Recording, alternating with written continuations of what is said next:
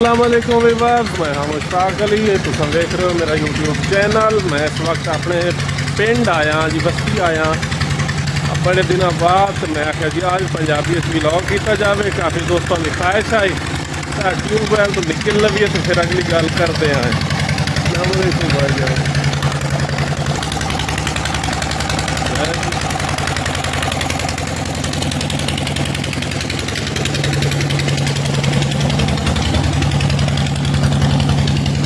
आप चले हैं जनाब, धान की फसल में पानी लगे हुआ। भाई जमशेद पानी लाए हुआ है जनाब।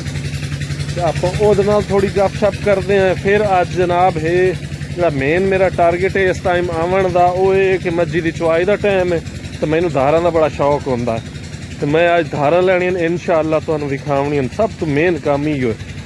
तो अब मैं अपने भाई साहब के नाल जा रहा, भाई जमशेद ने ये जनाब इत्थे सारा ज़रात का काम ये करते हैं। असा इन्हों तंग करन आ जाने हफ्ते बाद 5 दिन बाद हर रोज़। तो माशाअल्लाह बड़ा वड्डा दिल है इन्हों का, साड़ी साजे बर्दाश्त करते हैं। तो अल्लाह इन्हों कामयाबियां देवे तो अल्लाह इन्हों औलाद नरीना अता करे जी। इन्हों की काटन की फसल है जी।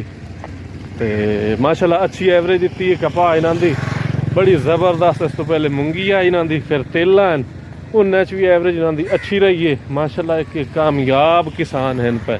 एक बंदे नूं होंदा ना कि हर चीज़ की एवरेज इन्हों की माशाअल्लाह अच्छी एवरेज आती। मैनू इतना ही पता कितनी आती, लेकिन ए वे के अच्छा काम करते हैं। तो बाकी जनाब चावल की फसल हूँ तैयार है पई, ये हूँ फाइनल होने वाली। तो अज जो मेरा मैं तुम दसिया पहले टारगेट क्या चा, अज आप मज्जां दा दुध पीवना तो अज पीवना इंशाअल्लाह। वेखिए की बनता साडे नाल। होर जनाब तुसा असा जनाब आ गए हैं वापस। तो हूँ असा जनाब मच्छी की चुवाई का टाइम है तो मैनू धारा लाने का बड़ा शौक है। तो मैं हूँ जा रहा भाई जमशेद की मिन्नत की। मैं ख्यार माजे जल्दी शो हो जो मैं धारा लैके मैं फिर वापस जाऊँगा। तो असा हूँ चुवाई करेंदे पे तो धारा लवनियां तो अज भी क्या है मजा से दुध पीवन का। मैं पीवन लगा जी दुध मझ का डायरेक्ट। मझ है तंग करेंदी लेकिन टप जावे तो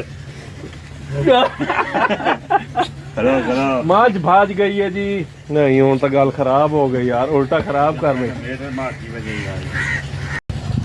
वीवर मझ भाज गई है। मझ ने नहीं मैनू लिफ्ट कराई, इस वास्ते हूँ मैं ये दोस्ती करसा।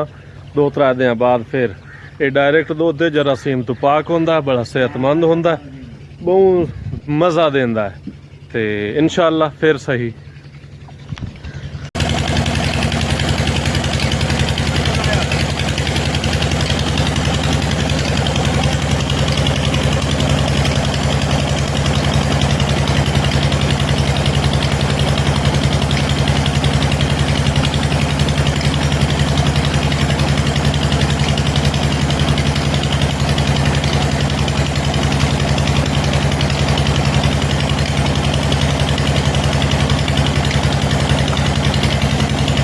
ताज़े पानी का बड़ा मजा है जनाब, बड़ा फ्रेश हो जाता है बंदा, सुकून आ जाता है। इसे तो जनाब व्लॉग का करेंदे हैं एंड इंशाअल्लाह कल मुलाकात हो सी।